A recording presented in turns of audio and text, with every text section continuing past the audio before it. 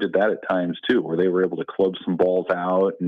And again, we've seen that kind of thing in regional play in recent years. So definitely a sort of a heat check weekend for Nebraska pitching, which I thought it had still shown out pretty well through the first 2 weekends.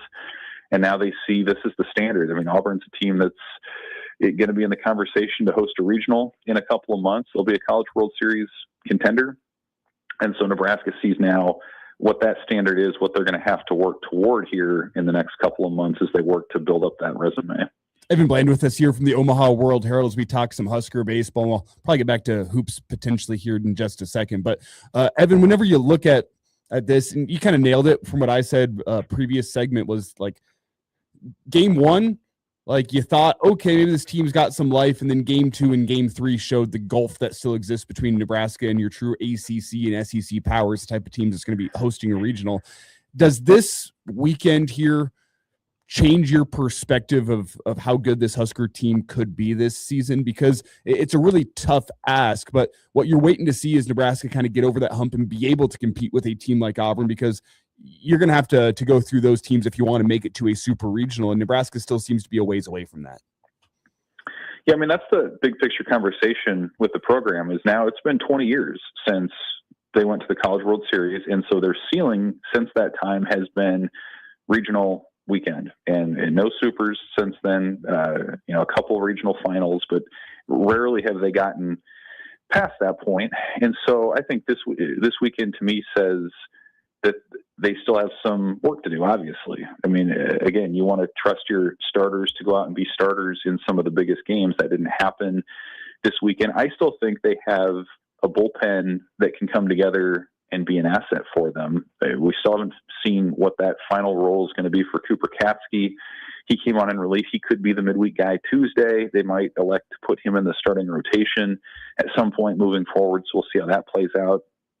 Kevin Minnell, I thought looked good, probably his best appearance as a Husker in extended relief on Sunday. Jayshon Unger's coming on.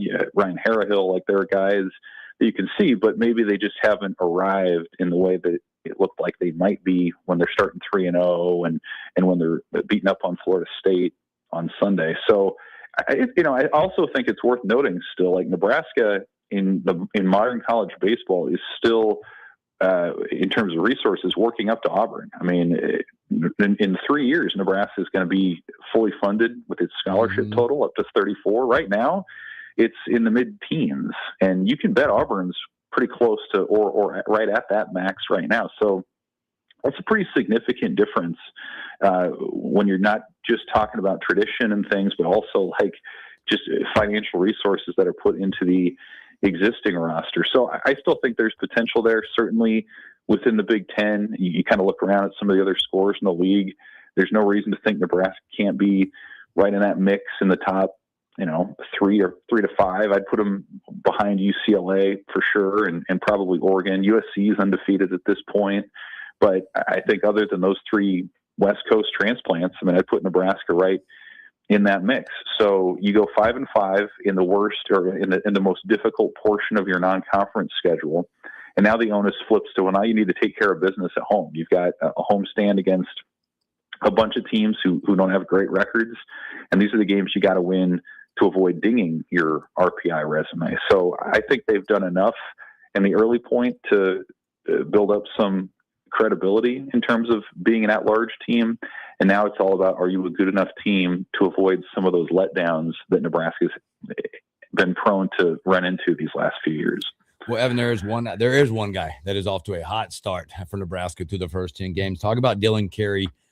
With that start, what's he hitting? Almost 450, 444, slugging 800. Has yet to make an error at your captainship right there. Talk about Dylan, what that ceiling looks like, and his approach at the ballpark is just one that I think a lot of kids should watch. Yeah, it's a good story. A year ago, last May probably, nobody at Nebraska would have thought Carey would have been back. I think he expected to be drafted.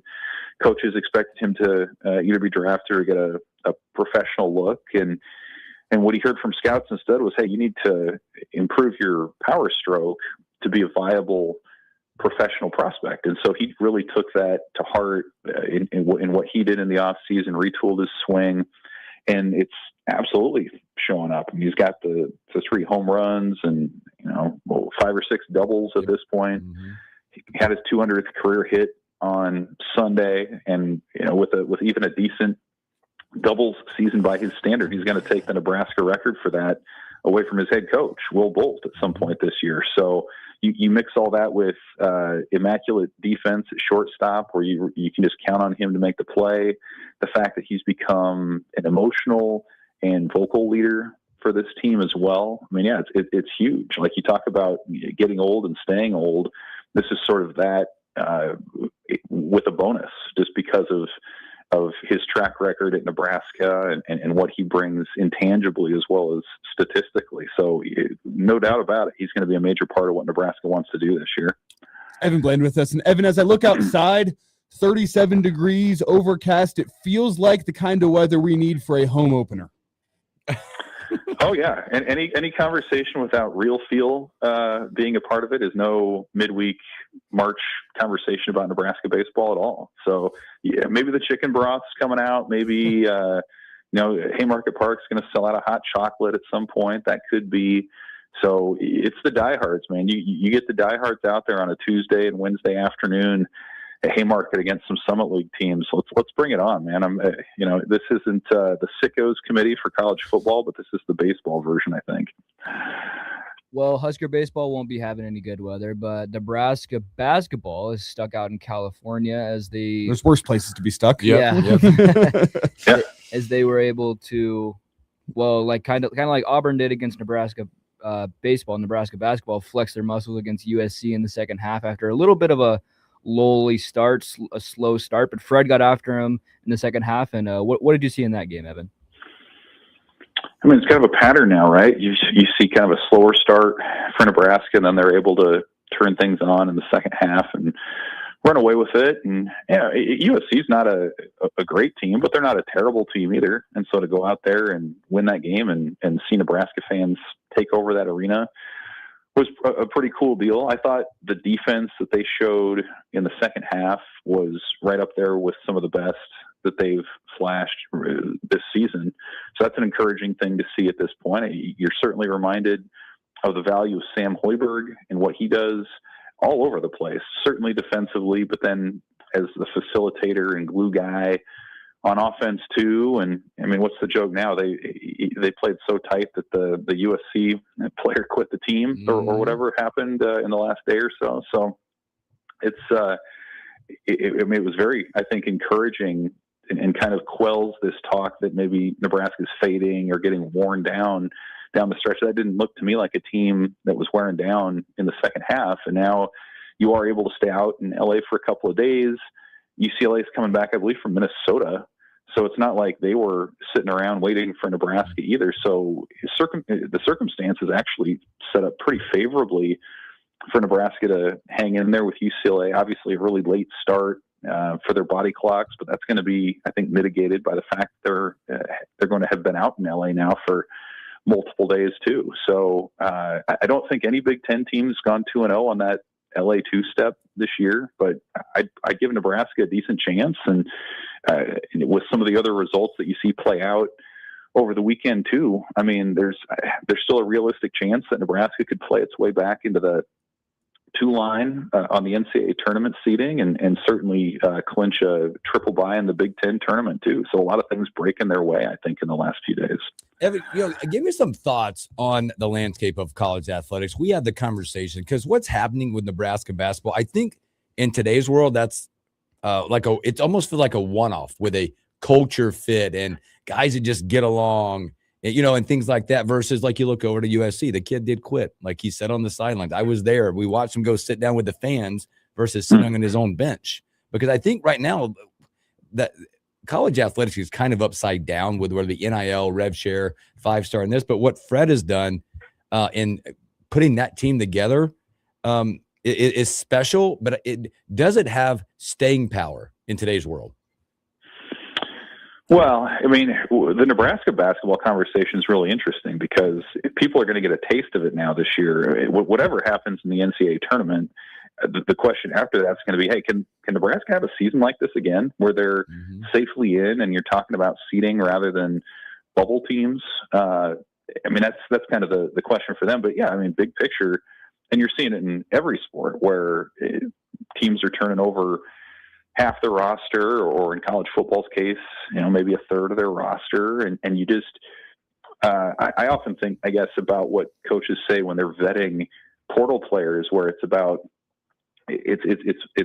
about, are you running towards something or are you running away from something? And I think like Nebraska did a good job this year identifying guys in the portal that were attracted to what Nebraska was doing, as opposed to, hey, I wanted to get out of this previous situation because I wasn't being paid enough or whatever. And so you bring in a guy like Price Sanford, who I think looked at that system and said, wow, hey, Nebraska needs a shooter. I fit that system. I want to be a part of that thing. So that's going to be part of the calculus, I think, every year for these teams, is not just what did you do statistically, how many years do you have left, how much do you cost, but what's your motivation here? Or can you be a team player? Can you be someone who settles in quickly to be part of something bigger than yourself? And you can have that conversation with any team, I think, at any school right now. It is a different deal, where no longer are you trying to build things up for 3 or 4 years with the same core and then make a run. Like you're putting it together. So Nebraska hit it this year. It's no guarantee that they're going to hit next year, but I think just based on the dynamics of college sports, you give them a greater chance of sustaining maybe than you ever have.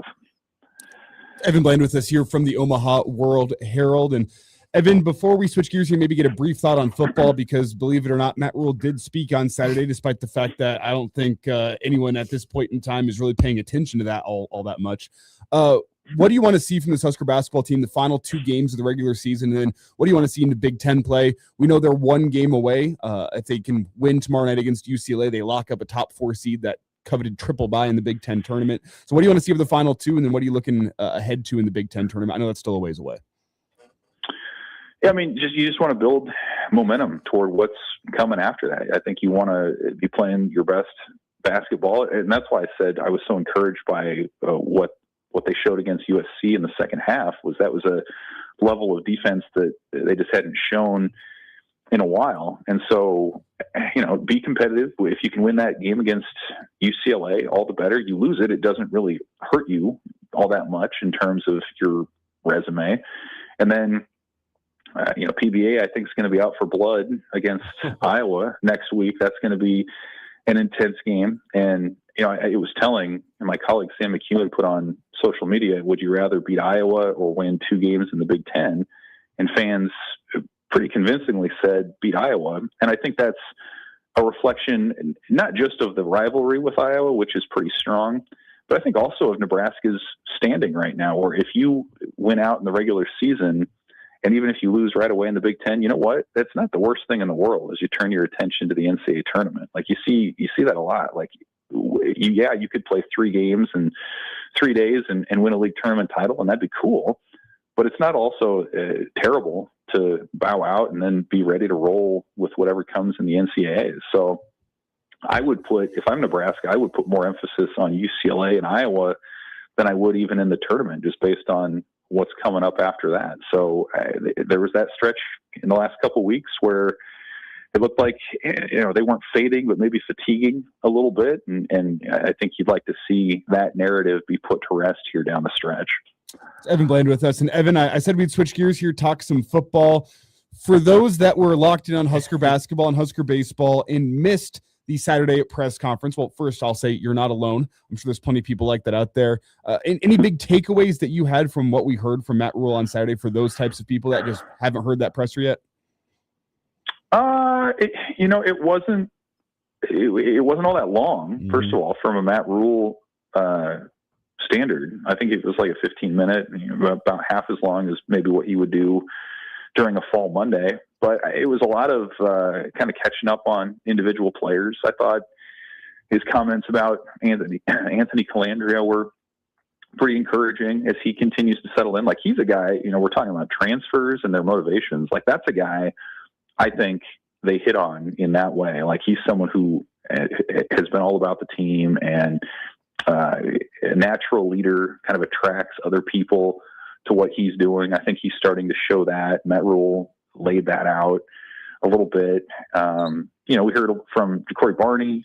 I thought maybe the most interesting thing from him was saying that he felt some of that heat from fans about bringing back kicks late last year, especially in the bowl game on kickoffs, but said that wasn't his decision. Like, he was told to do that, presumably by Mike Eckler. So, that was notable. And then you heard from Owen Chambliss, who was one of the better linebacker transfers in this cycle, who comes in and just a very self-assured guy, like somebody who's confident in what he can do in the Rob Orich system.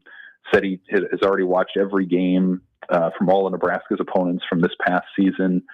So a cerebral guy, but also can run, explosive.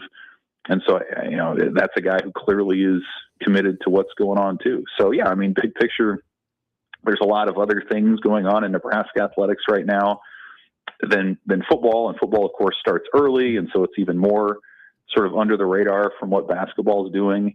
But I think that's good. Like, I think that's just where this football program needs to be right now, is you're still going to talk about it and hear about it, but for it to not be the main thing right now as they sort of reset and retool and grind, that's probably what you need.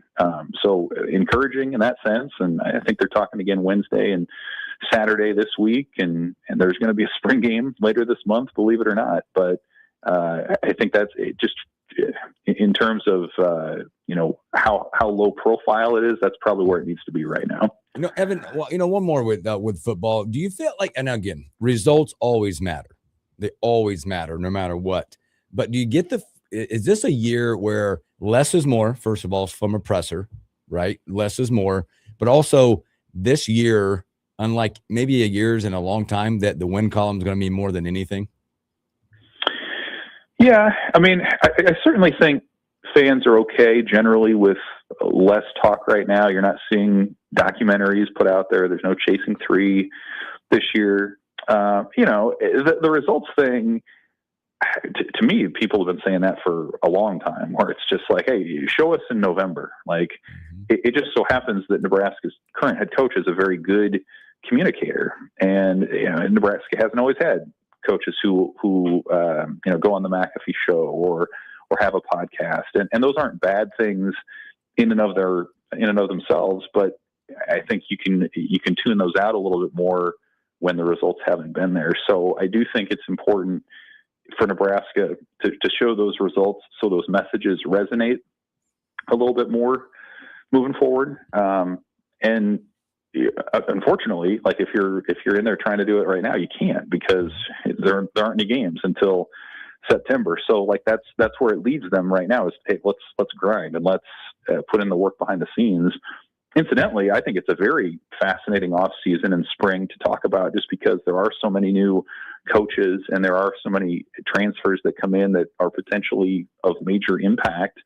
And goodness knows, you look around the sport and you see how quickly things can change from one year to the next. So it hasn't happened at Nebraska. It doesn't mean it won't or can't this year. So I do think there's a lot of intrigue there, but it does happen again in terms of what it overlaps with basketball and how early spring's starting. I do think it's something that is probably going to be a little on lower volume here, probably at least until the spring game on March 28th. Well, hopefully Coach Rule has been sending Coach Hoiberg some really nice gifts of being really good this year and keeping him out of there a little bit. So, Evan, man, appreciate your time as always, my friend. Take care of yourself, and we'll talk to you real soon. Appreciate you guys. See ya. Evan Blaine, Omaha War Herald. Great stuff right there. Catching up a little baseball and a whole lot more with him. Let's take our final break. We'll come back with the Almanac. Jeff Moats on a Monday.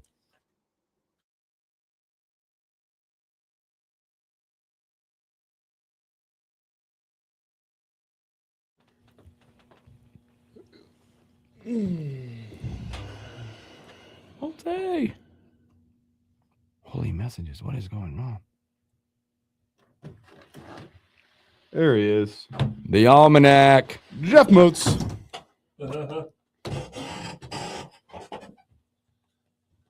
my gosh. Welcome to March, fellas. Someone play One Shining Moment. Not yet. No, don't do That that. signifies the end. No, don't do that. No endings. Only beginnings. In a former radio life years ago, we, for a state tournament promo, for the background music, we used Kiss's Psycho Circus because it just had kind of a punch and edge to it. In fact, that became kind of our intro for our broadcast. Nice. Oh, it was cool. Did you put? Well, resolution. What'd you put up there for him?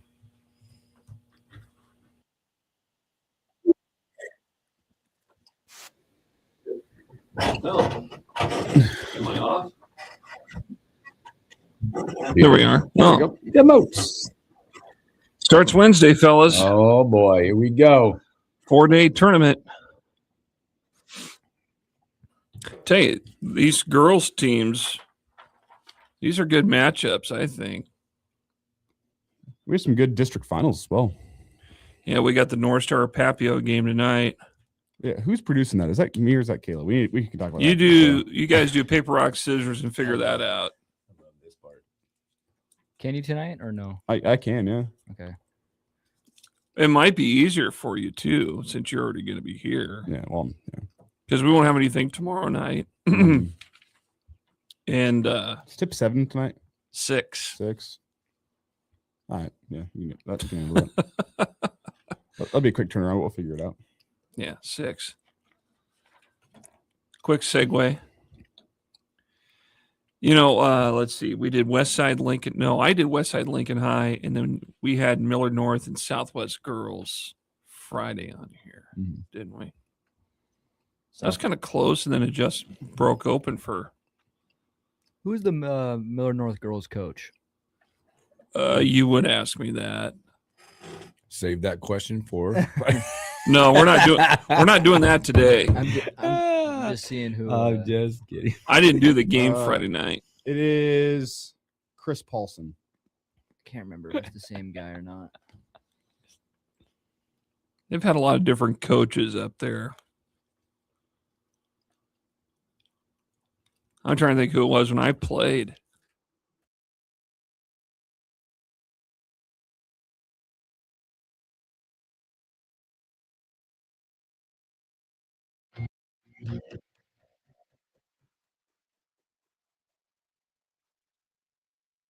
Welcome back in the morning hookup special things at Evan Bramwell, my World Herald. It is a Monday, and I know this voice you hear him on Fridays typically with us. But there is the state girls state is starting. We got the almanac Jeff Moats, a little review and preview. How about that? Yeah, well, let's get to the matter at hand, which is the girls' state basketball tournament pairings. So they were released Saturday. We do have them up at kfornow.com. Everything begins Wednesday. Our coverage will begin Wednesday at 1:30, or a little bit before 1:30, with Lincoln North Star against Millard North. And then 6 that night, we'll have Lincoln Southwest Kearney. That's a Class A bracket. Thursday, we'll have 2 games. In the C1 quarterfinal, we'll have Lincoln Christian Fort Calhoun at 1:30, right before 1:30. And then the 7:45 game on Thursday night will be the quarterfinal in Class B between Pius X and Beatrice. And there is the possibility that we could have 1, 2, 3, 4, maybe 5 games on semifinal Friday. That could impact like the last 20-some minutes of your show on Friday. So there's that possibility. And then Saturday, there's a chance that we could have 3 state championship games to cover, but we don't know yet. We won't know for sure until we get the games played, right? Mm-hmm. So we'll have games for you on Wednesday and Thursday, and then Friday, we'll see what we got left, and then we'll see what we have left for Saturday as well. So that's what we got. Again, the full bracket for all the classes up at kfornow.com in the local sports section. We still got boys districts to play. We got the district championship in A6 tonight with Lincoln North Star and Papillion La Vista that we'll have here on KFOR at 6, right after the Average Joe's Sports Show. Southeast is playing for a district championship tonight, as is Lincoln High, as is Lincoln East, and Lincoln Southwest. Mm-hmm. So we still got a number of teams represented right there that potentially, when they can get into the state tournament, obviously with a lock, and there might be a likelihood, if something were to happen, at least one of them would get in via the wild card. So we'll find out what things look like tonight. And then you got other area teams playing district championships. We know Lincoln Christian boys won Saturday out at Bridgeport to punch their ticket to state. So we know one Lincoln team is in for sure for next week. There's a lot. This is exciting. It's the madness. It's the high school version of the madness here in Nebraska. And here in Nebraska, it's always wild. You can feel it. And these guys are going to bring it all to your living room the next few weeks. Can we get a quick preview of tonight's game, because it's a big one tonight? What you're expecting? I think, you know what, this is a game. This could be a very good ball game, because Papillion La Vista has been one of those teams this year that's been that dark horse where they've played pretty good. They've had some tough losses, but they're still a pretty good program. They were a state tournament team a year ago, but I also think, you know, they're going to give North Star a big challenge tonight. Whereas North Star, you know, they had a big win over the weekend against, I think it was Columbus or Norfolk. No, it was Norfolk, and beat them by about almost 30 points. North Star's got a statement to make tonight, and this is a big game. So I think this is why we chose this particular game. The other games that we kept an eye on tonight were Lincoln High and Creighton Prep. We thought about Miller North and Southeast tonight. Southwest will have a pretty good ball game tonight with Omaha Westview. So we'll keep tabs on that. But I think that this North Star game could be very intriguing for sure. Lincoln High and Kearney played over the weekend, and Justice and Elijah had that call. And there were some good moments from that game. I got some highlights and some clips I want to play. So here's one of them. Okay.